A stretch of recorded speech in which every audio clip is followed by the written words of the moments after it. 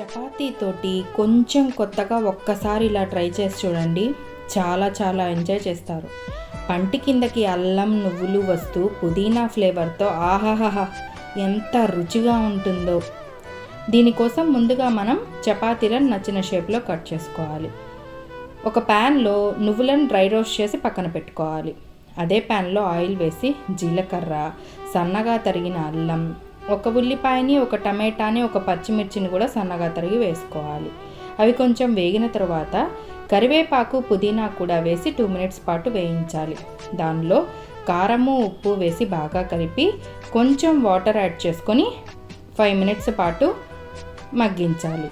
దానిలో మనం కట్ చేసి పెట్టుకున్న చపాతీ ముక్కలు వేసి 2 మినిట్స్ తర్వాత దించబోయే ముందు కొంచెం చక్కెర, వేయించి పెట్టుకున్న నువ్వులు వేసి బాగా కలుపుకుంటే చపాతీ స్నాక్ తయారైపోతుంది.